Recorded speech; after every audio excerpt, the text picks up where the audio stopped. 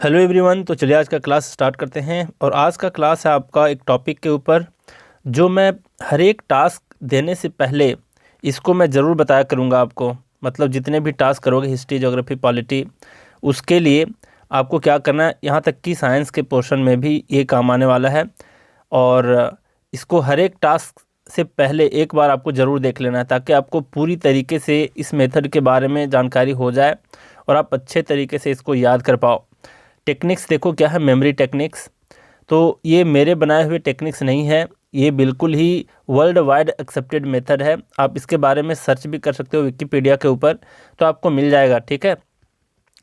और ये जितने भी सारे यूपीएससी के टॉपर्स वगैरह होते हैं ना, सबको इस मेथड को फॉलो करते हैं। जितने भी मेमोरी गुरु हुए हैं आज तक इंडिया में चाहे वर्ल्ड वाइड में, आपने सुना होगा कि किसी ने पाई का मान जो है सो इतने डिजिट तक याद करके रखा है पॉइंट के बाद, है ना।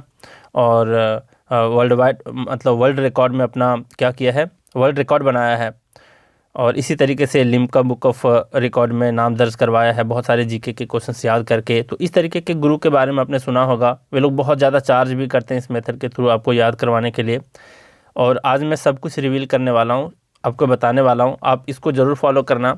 और जो भी मैं टास्क दूंगा ना आपको, जैसे टास्क और टेस्ट वाले अगर आपने ज्वाइन किया हुआ है, तो जो भी टास्क दूंगा हर एक टास्क के पहले आपको एक बार इस मेथड को ज़रूर देखना है, मेमोरी टेक्निक्स को ज़रूर फॉलो करने हैं।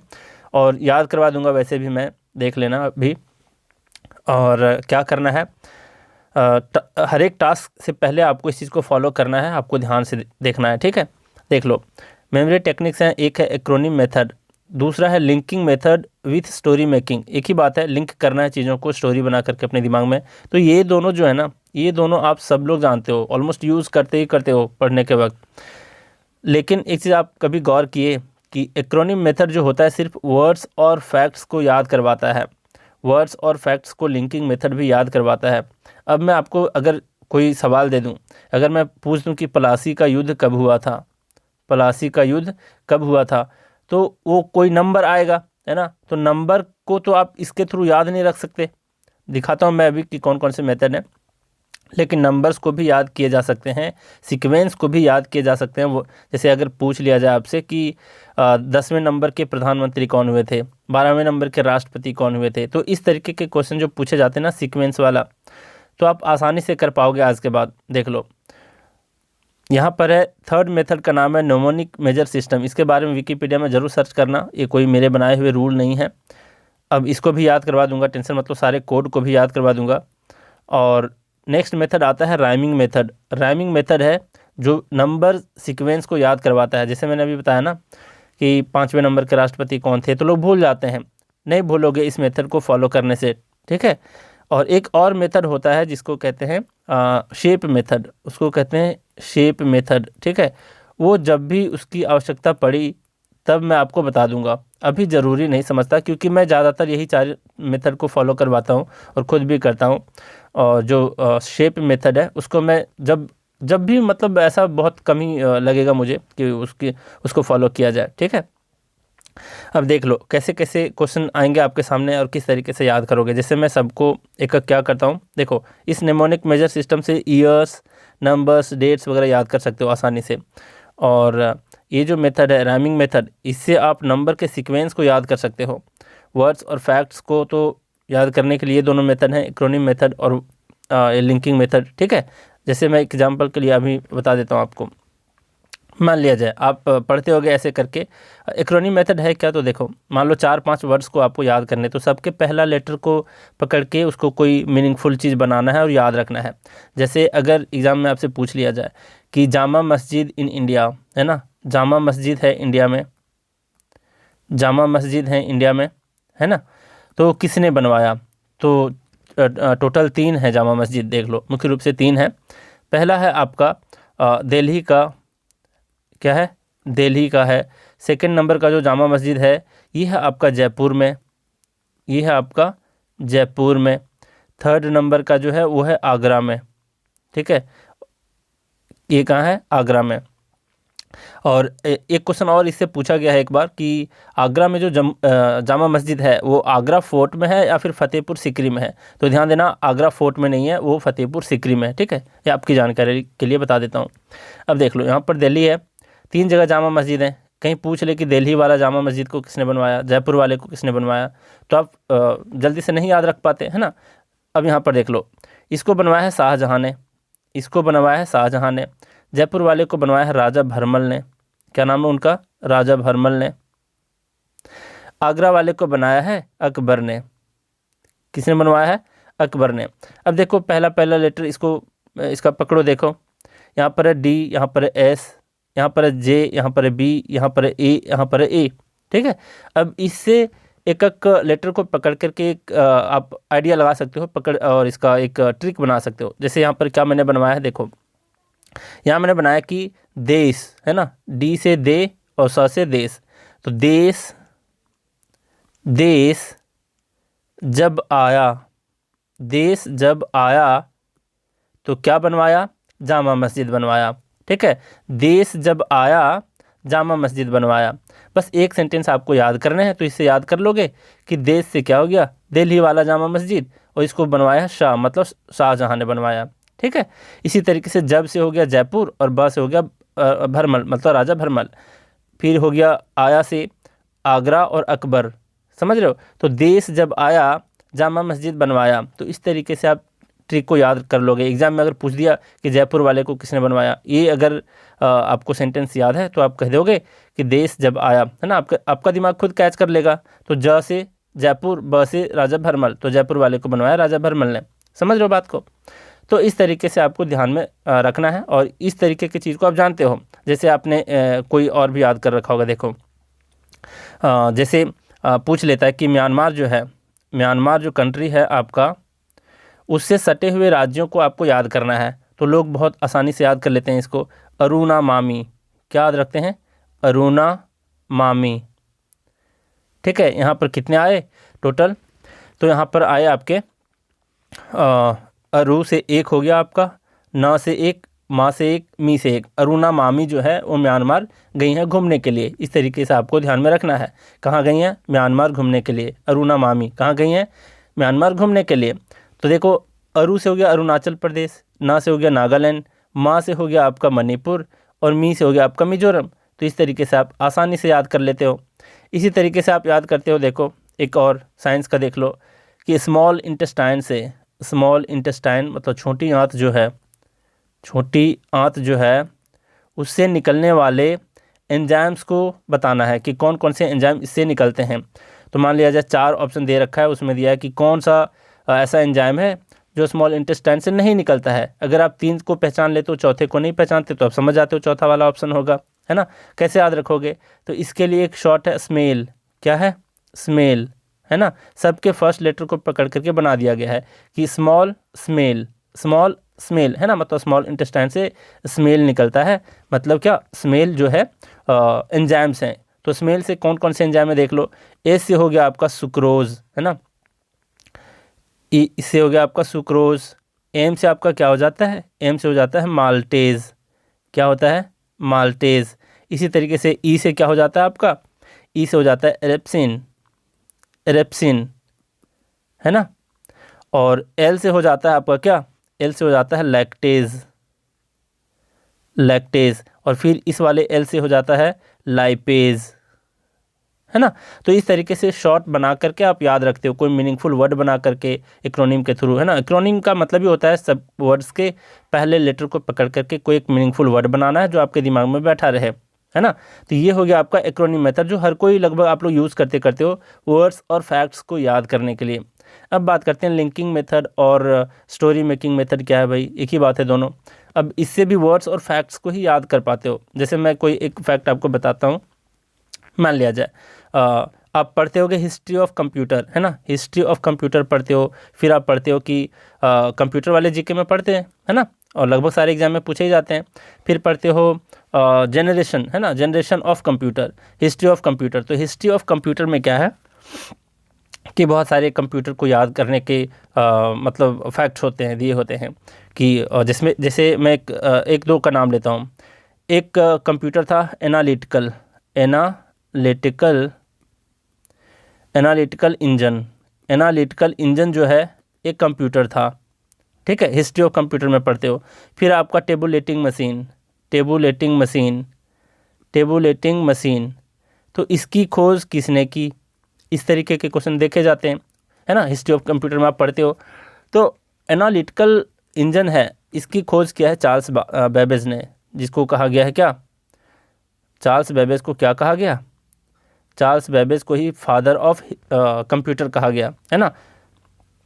फिर टेबुलेटिंग मशीन है, टेबुलेटिंग मशीन जो एक कंप्यूटर था, इसकी खोज किसने किया? तो इसकी खोज किया हरमन आर है, हरमन होलेरिथ। क्या है? Herman Hollerith. अब इससे कैसे कहानियाँ बनाओगे, दिखाता हूँ मैं बना करके, है ना। एनालिटिकल इंजन, और यहाँ पर है बेबेज। बेबेज से याद रखो बेबी मतलब छोटा सा बच्चा, है ना। एनालिटिकल का मतलब एनालिसिस करने की क्षमता। तो आप ध्यान में रखोगे कि जो बेबी होते हैं मतलब छोटे बच्चे होते हैं, उसकी एनालिसिस की पावर बहुत ज़्यादा होती है ना। मतलब वो आसानी से अपनी मम्मी को, अपने पापा को पहचान लेते हैं। तो इस तरीके से आपको दिमाग में एक स्टोरी क्रिएट करनी है कि कौन अच्छे से एनालिसिस करता है। मतलब जब लोग बढ़ाते जाते हैं धीरे धीरे एज के साथ, तो उसकी एनालिसिस की जो क्षमता है वो घट जाती है, लेकिन बेबी के एनालिटिक जो पावर है वो बहुत अच्छा होता है ना। तो इस तरीके से आपको दिमाग में एक स्टोरी बनाना है।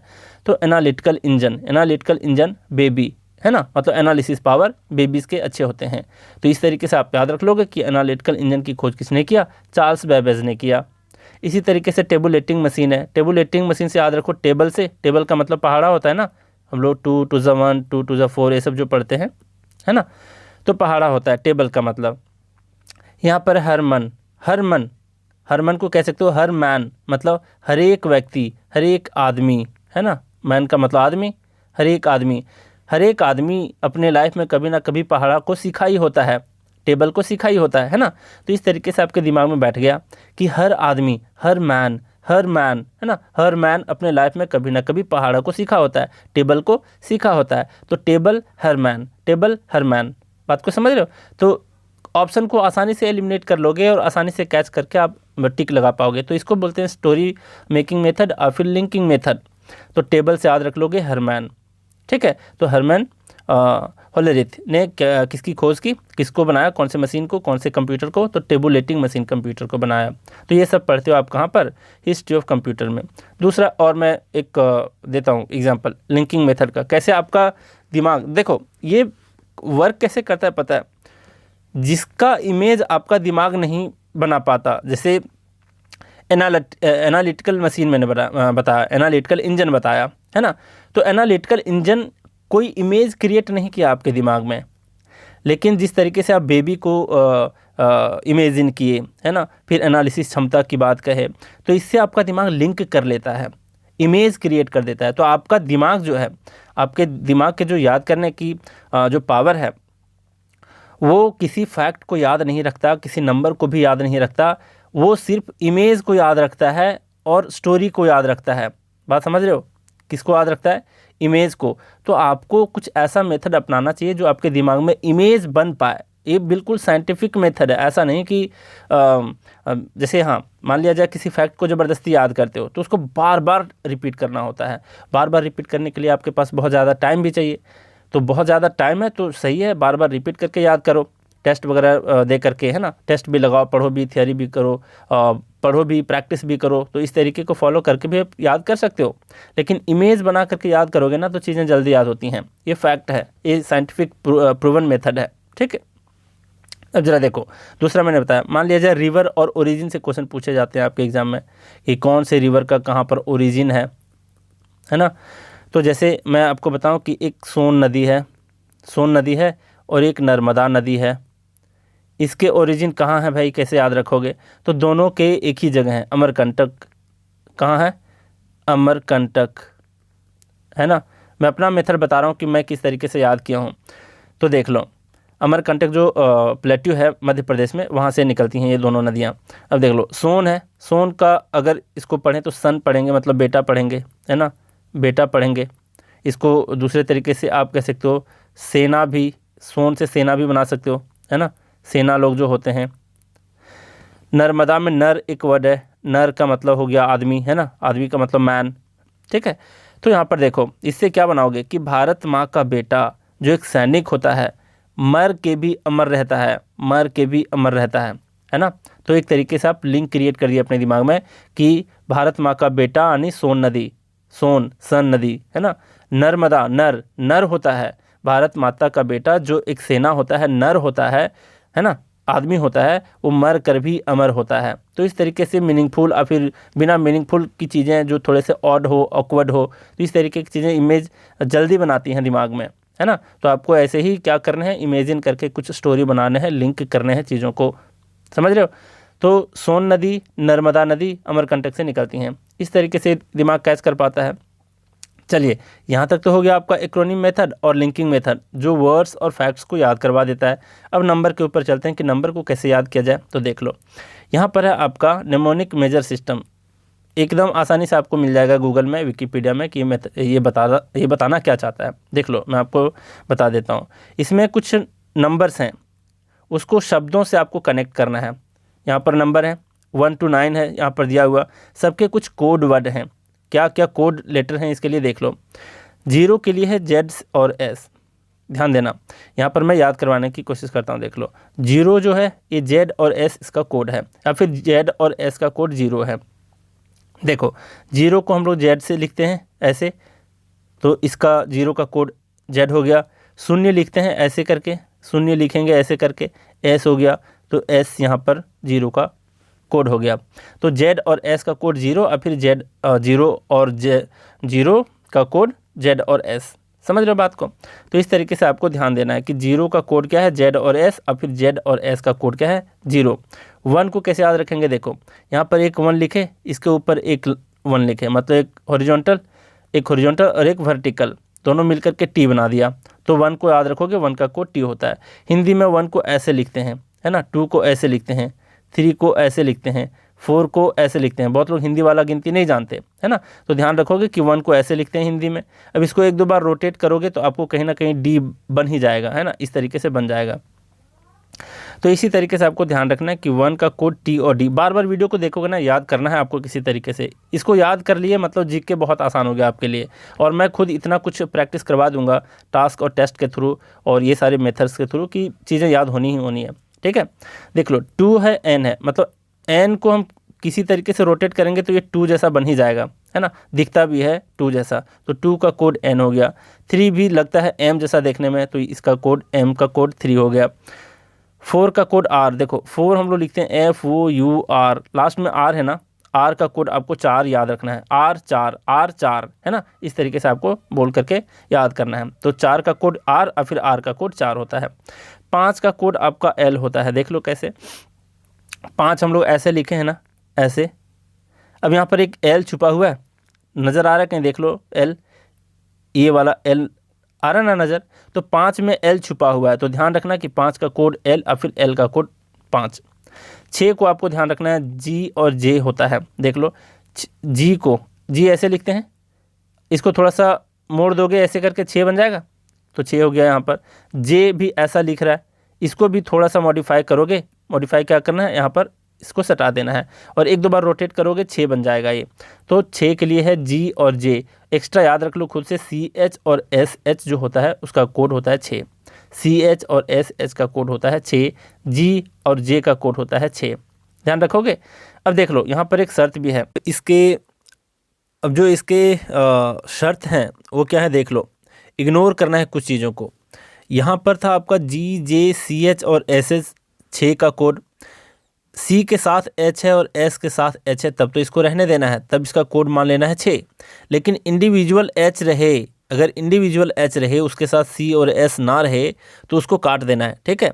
यहाँ पर देख लो, इग्नोर करना है WXY, Z नहीं, Z का कोड तो 0 होता है, ये मिस्टेक से यहाँ पर टाइपिंग एरर हुआ है, H है यहाँ पर, ठीक है। तो WXY और H जहाँ भी रहे काट देना है, और बाकी जो वॉवेल्स हैं उसको भी क्या करना है, काट देना है, जहाँ भी आपको दिख जाए, ठीक है। तो ये इसके शर्त हैं, ध्यान देना। यहाँ पर टाइपिंग एरर है, Z की जगह पर यहाँ पर H होगा, H को इग्नोर करना है, WXY को इग्नोर करना है। Z का तो कोड होता है 0 और S, अभी बता चुका हूँ। अब देख लो, 7 का कोड होता है K और C, 7 का K और C, 7 का K और C खुद से याद रख लो इसको, 7 का K और C। अब देखो 8 का है V और F, देखो V को आप ऐसे लिखते हो और एक बार ऊपर से V ऐसे लिख दो तो कहीं ना कहीं मतलब 8 के जैसा ये बन सकता है ना, 8 के जैसा ये बन सकता है।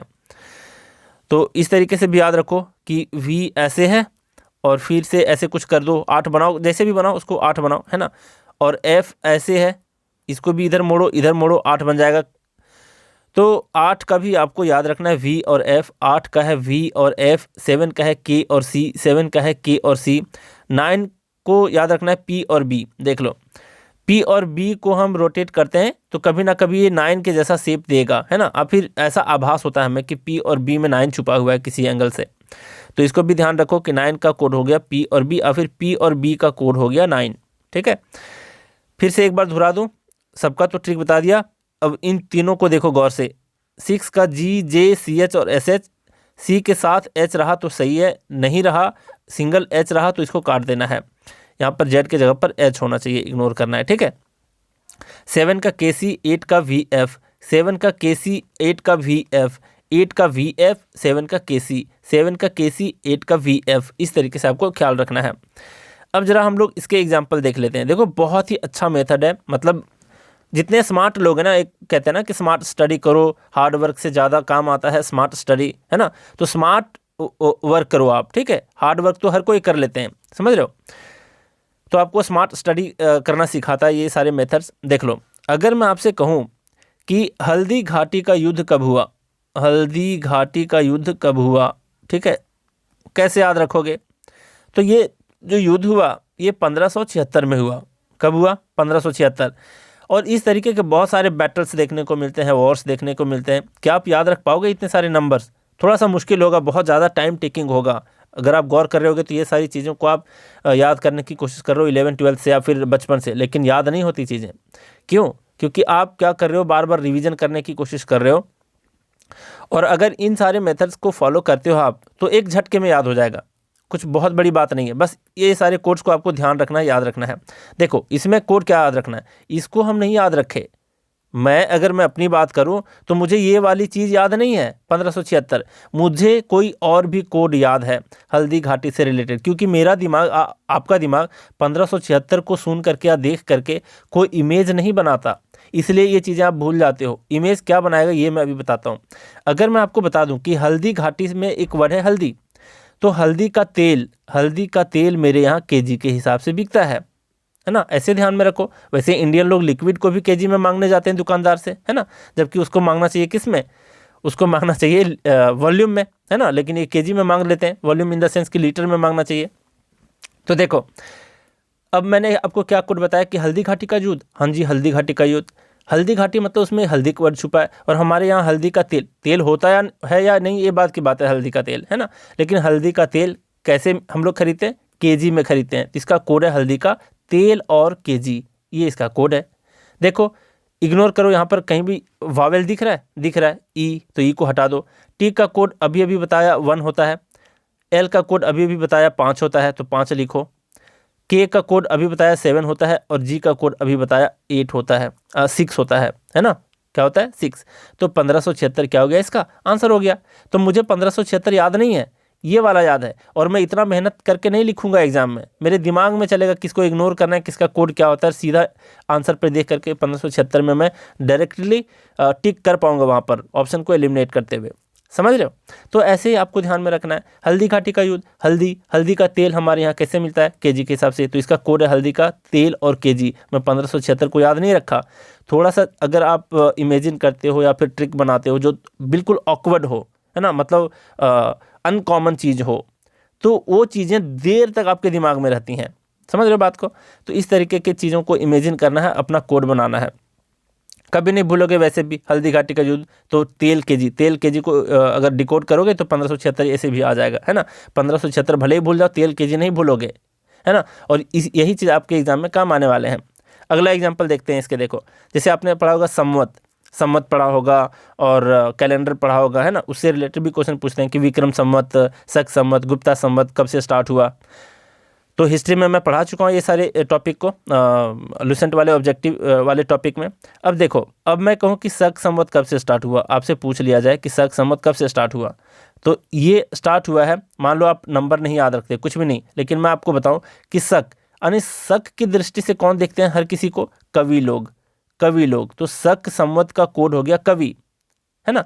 कवि, ए और आई को काट दोगे क्योंकि वावेल है। के का कोड होता है 7 और वी का कोड होता है आपका 8, तो 78 AD से ये स्टार्ट हुआ। बस आंसर यही है आपका। तो शक की दृष्टि से कौन देखते हैं? कवि लोग देखते हैं। हर राजनेता को लोग शक की दृष्टि से देखते हैं, कवि लोग, है ना। तो शक जहां भी आ गया, शक संवत जहां भी आ गया, आपके दिमाग में स्ट्राइक करेगा, अच्छा शक की दृष्टि से कौन देखता है भाई? कवि देखता है। कवि देखता है, यानी कवि का कोड डिकोड करेंगे तो 78 AD आ जाएगा आंसर। इसी तरीके से गुप्ता संवत, मैं बोलूं कि गुप्ता संवत के ईयर बताओ कि कब से स्टार्ट हुआ, तो आप ईयर नहीं जानते, लेकिन जानते हो कि गुप्ता किसका नाम है, पता है? गुप्ता, शर्मा, वर्मा, ये सब किसका जाति का नाम है? कास्ट का नाम है ना, जाति का। तो ये मनुष्य जाति का नाम है। तो आप ध्यान रखोगे कि मनुष्य जाति का नाम क्या है? गुप्ता है ना। अब देखो यहाँ पर इग्नोर करना स्टार्ट करो। क्या क्या बताया था इग्नोर करने को? वावेल को बताया था, है ना। तो वावेल को काटो, यहाँ पर ए को काटा, यू को काटा, ए को काटा, और वाई को भी काटने बोला था, है ना। डब्ल्यू, एक्स, वाई और एच को, सिंगल एच को। अब देख लो यहाँ पर एम बच गया है, एन बच गया है, एस बच गया है। क्या है इसका कोड? देखो एम का 3, एन का 2 और एस का 0। 320 AD से स्टार्ट हुआ क्या? गुप्ता संवत। तो कभी बोलोगे कि गुप्ता का कोड क्या है? मनुष्य जाति, मनुष्य है ना, क्योंकि ये जाति का नाम है। शक कौन लोग करते हैं? तो कवि लोग करते हैं। तो ये चीज़ आपके दिमाग में क्या करता है?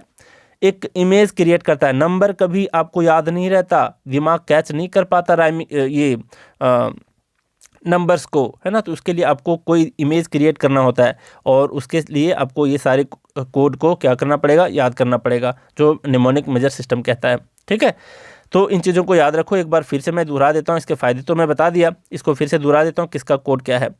तो 0 का कोड Z और S है, 0 का कोड ZS, 1 का कोड T और D, 2 का कोड N, 2 का कोड N, 3 का M, 3 का M, 4 का R, 4 का R, 5 में छुपा है L, 5 में छुपा है L, 5 में छुपा है L, 6 G J को मॉडिफाई करो, 6 मिल जाएगा।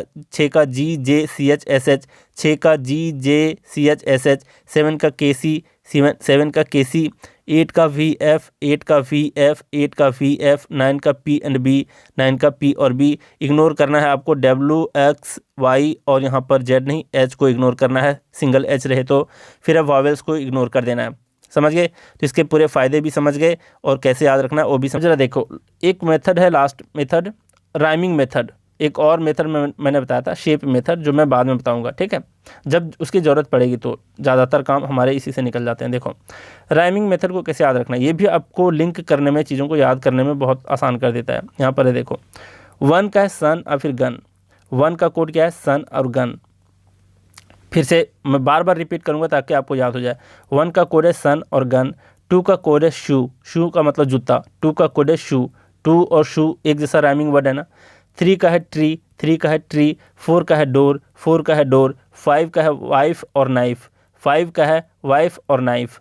6 का है विक्स और ब्रिक्स, विक्स आप लोग खाते हो ना, सर्दी जुकाम होता है तो विक्स। तो 6 का है विक्स और ब्रिक्स, विक्स और ब्रिक्स। 7 का है हेवन, 7 का है हेवन मतलब स्वर्ग। 8 का है गेट, 8 का है गेट। 9 का है माइन, वाइन अ लाइन, है ना, मेरा, शराब और लाइन मतलब पंक्ति। तो 9 का है माइन, वाइन, लाइन। 10 का है हैन, 10 का है हैन। फिर 11 का आपका लेमन, 11 का है लेमन, 11 का है लेमन मतलब नींबू। 12 का है टावल, 12 का टावल। 13 का थर्स्टी, 13 का थर्स्टी मतलब प्यासा। 14 का फोर्ट, 15 का लिफ्टिंग। इससे ज़्यादा आपको ध्यान ही नहीं रखना है ना। 14 का फोर्ट और 15 का लिफ्टिंग। सारे जीके बस इतने ही में लिमिट हैं। अगर आप इस पर मेहनत कर दिए और मेरे भी पढ़ाई चीज़ों को फॉलो कर लिए, यकीन मानो हर चीज़ को याद कर पाओगे आप आसानी से। देखो कैसे इसको यूज़ करते हैं। ठीक है, इसको यूज़ कैसे करते हैं ये मैं बताता हूँ, मतलब सीक्वेंस को। यहाँ पर देख लो, ये कंप्यूटर का मैं कुछ पोर्शन लिया हूँ। इतने फैक्ट्स आपको याद करने, कैसे याद कर पाओगे। फिर है सेकेंड जनरेशन के कंप्यूटर, सेकेंड जनरेशन के कंप्यूटर के इतने सारे फैक्ट्स याद करने, कैसे याद कर पाओगे। थर्ड जनरेशन में देख लो, थर्ड जनरेशन में इतने सारे फैक्ट्स हैं, कैसे याद करोगे। तो आपको कैसे लिंक करना ये मैं आपको बता रहा हूँ। जैसे कई बार एग्जाम में पूछ लिया जाता है इस तरीके से, देखो कि फर्स्ट जनरेशन में किस तरीके के स्विचिंग डिवाइस को यूज़ किया गया। तो वैक्यूम ट्यूब का इस्तेमाल किया गया, कब? फर्स्ट जनरेशन के कंप्यूटर में। अब फिर पूछेगा first generation computers were based on vacuum tubes, कैसे याद रखोगे। तो मैं आपको बताता हूँ। देखो यहाँ पर वैक्यूम एक वर्ड है। वैक्यूम का मतलब होता है वैसा स्पेस जहाँ पर हवा नहीं होती, हवा वहाँ पर नहीं होती। तो आपको याद रखना है कि हवा कहाँ नहीं होती, वैक्यूम कहाँ होता है, तो सन के चारों ओर, मतलब सन के चारों ओर वैक्यूम होता है। अब ध्यान रखो, सन के ओर वैक्यूम होता है। जब मैं जनरेशन पढ़ाऊंगा तब इसको बताऊंगा तो और अच्छे से समझ पाओगे। तो पहला पॉइंट क्या ध्यान में रखा कि सन के चारों ओर वैक्यूम रहता है। जब भी पूछ दे कि निम्नलिखित में से कौन से जनरेशन के कंप्यूटर वैक्यूम ट्यूब पर बेस्ड था, तो आपके दिमाग में आएगा कि अच्छा वैक्यूम, वैक्यूम यानी क्या, कि कहाँ पर वैक्यूम हुआ करता था, तो सन के चारों ओर वैक्यूम होता है। तो सन से आपको ध्यान में रख गया वन, है ना, राइमिंग वर्ड वन। तो वन मतलब फर्स्ट जनरेशन, है ना, तो आसानी से याद कर पाओगे। इसी तरीके से आपको पूछ लिया जाए यहाँ पर कि फर्स्ट जनरेशन के कंप्यूटर में किस तरीके के लैंग्वेज का इस्तेमाल किया गया। ये प्रीवियस ईयर में पूछा गया, स्टार मार्क जहाँ भी है ना, ये सब पूछा गया है। कहाँ पर? एग्जाम में, प्रीवियस ईयर के क्वेश्चन में। तो मशीन लैंग्वेज का इस्तेमाल हुआ था, फर्स्ट जनरेशन के कंप्यूटर में मशीन लैंग्वेज का इस्तेमाल हुआ था। अब यहाँ पर कैसे ध्यान में रखना है कि सन के नीचे बैठकर, सन का मतलब धूप भी होता है, सूरज भी होता है, तो धूप में बैठ करके मैं क्या बना रहा था, मशीन गन बना रहा था। क्या बना रहा था? मशीन गन बना रहा था। मशीन गन समझते हो ना, बंदूक बहुत बड़ा वाला, है ना, मशीन गन, गन बना रहा था। कैसा गन? Machine gun. कैसा गन बना रहा था? Machine gun. तो गन का कोड भी तो होता है वन, सन और गन दोनों कोड होता है किसका? वन का, राइमिंग वर्ड। तो वन से आप, गन से आप ध्यान में रखोगे फर्स्ट, है ना, वन। फर्स्ट जनरेशन में हम लोग कैसे लैंग्वेज का इस्तेमाल करते थे? मशीन लैंग्वेज का इस्तेमाल करते थे। समझ गए? तो इस तरीके से आपको क्या करना है, इमेजिन करके क्रिएट करना है। और ज़रा देख लो यहाँ पर क्या हम लोग याद कर सकते हैं। देखो सेकेंड जनरेशन के बारे में कैसे कैसे क्वेश्चन पूछता है। यहाँ पर अगर आपसे पूछ ले कि सेकेंड जनरेशन के कंप्यूटर कौन से लैंग्वेज का इस्तेमाल हुआ, कौन से लैंग्वेज का इस्तेमाल हुआ था उसमें, तो असेंबली लैंग्वेज और हाई लेवल लैंग्वेज। कैसा लैंग्वेज? असेंबली लैंग्वेज और हाई लेवल लैंग्वेज। अब कैसे याद रखोगे? तो आपको क्या ध्यान रखना पता है इससे स्टोरी, इस सेंटेंस को याद करने के लिए, कि एक बार स्कूल में हाई लेवल का असेंबली हुआ था। हाई लेवल का असेंबली में आप लोग प्रे वगैरह करते थे ना, तो हाई लेवल का असेंबली हुआ करता था। उसमें हम शू पहन कर गए थे, चप्पल पहनकर नहीं गए थे। क्या पहन कर गए थे? शू पहन कर गए थे। तो शू से आपको याद रह जाएगा टू, है ना, शू किसका राइमिंग वर्ड है? टू का।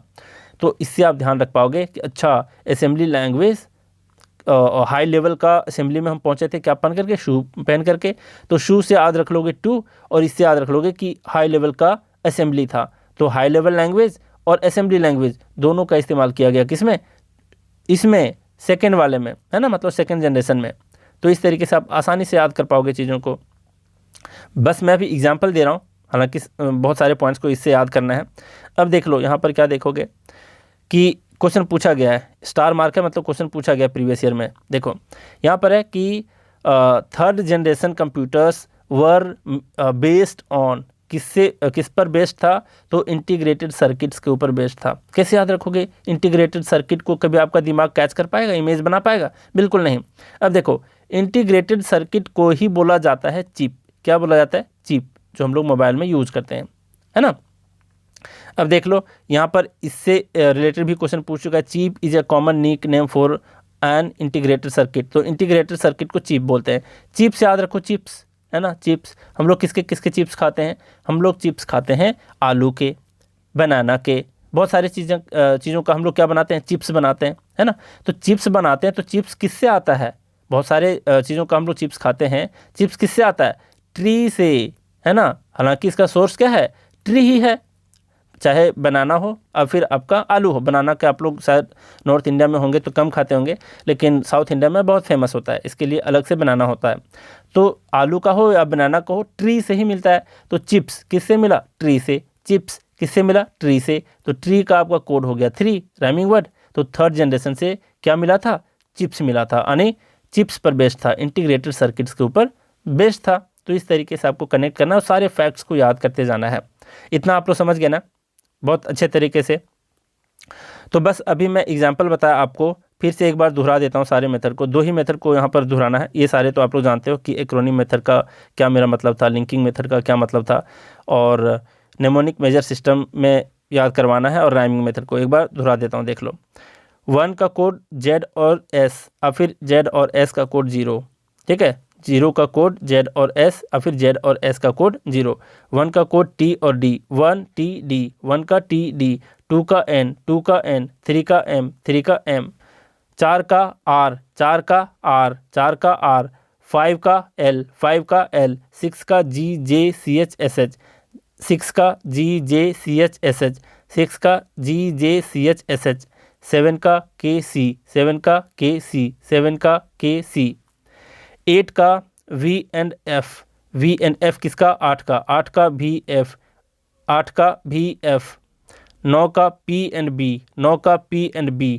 9 वॉवेल्स को भी क्या करना है? इग्नोर करना है। A E I O U को भी इग्नोर कर देना है।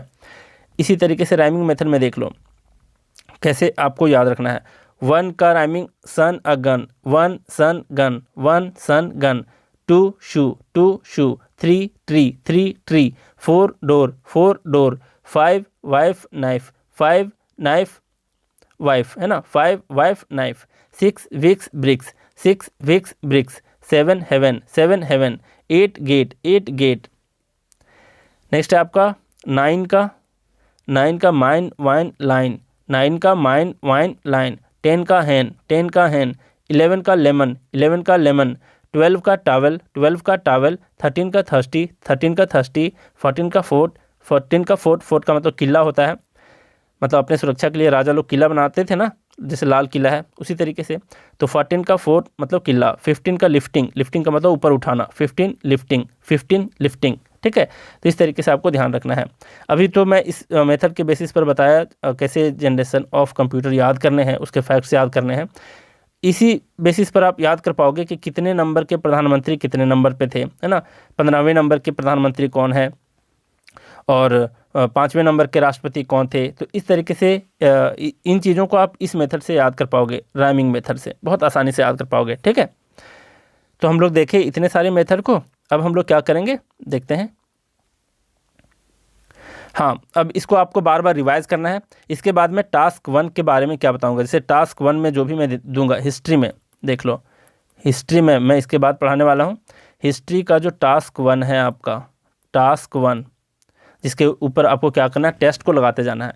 तो टास्क 1 में जो भी वीडियो आपको मिलेंगे, उस वीडियो के ऊपर भी मैं एक छोटा सा रिवीजन वीडियो बना रहा हूँ, जिसमें मैं क्या करूँगा, ये सारे मेथड का इस्तेमाल करूँगा, ठीक है। तो सारे वीडियो तो अवेलेबल हैं यूट्यूब पे, लेकिन ये जो एक मेमोरी टेक्निक वाला वीडियो होगा, ये सिर्फ उन्हीं को मिलेगा जो आप लोग टास्क और टेस्ट को ज्वाइन किए हो, समझ रहे हो। क्योंकि इससे रिवीजन होगा आपका बार बार, और टेस्ट में भी आपको फ़ायदा पहुंचेगा, और टेस्ट को भी लगा करके बार बार चीज़ों को याद करना है। और मेरी गारंटी, अगर आप मतलब अच्छे मन से 20 दिन भी ध्यान दे दिए ना, 20 दिन भी हिस्ट्री पर ध्यान दे दिए, तो एक भी ऐसा, इतनी मोटी जो बुक है लूसेंट वाली, जिसमें ऑब्जेक्टिव क्वेश्चन दिए हुए हैं, एक भी ऐसा क्वेश्चन नहीं है जो आपको याद ना हो। मैं याद करवा दूंगा बिल्कुल 20 दिन में, लेकिन आपको बहुत ज़्यादा टाइम देना होगा, मतलब 3-4 घंटे तो टाइम देना ही होगा। और अगर लॉन्ग टाइम के लिए कर रहे हो तो हिस्ट्री को पढ़ो 2-3 महीने के लिए, है ना। 2-3 महीने में भी अगर सारे याद हो जाते हैं तो कम बड़ी बात नहीं है। मैं तो 20 दिन भी बोल रहा हूँ। 20 टास्क करोगे वैसे भी याद हो जाएगा। मतलब अगर ज़्यादा टाइम दोगे तो एक दिन में 2 टास्क भी आप कर सकते हो, टेस्ट लगा सकते हो और चीज़ों को याद कर सकते हो, ठीक है। और एकदम बहुत देर तक याद रहेंगी चीज़ें। इस चीज़ को आप ख्याल रखो, दिमाग में रखो, ये सारे मेथड्स को फॉलो करने के लिए। तो मैं टास्क 1 के जो रिवीजन है, रिवीजन वीडियो जिसमें मेमोरी टेक्निक भी बताने वाला हूँ, तो उसके ऊपर मैं अभी बताने जा रहा हूँ आपको, ठीक है।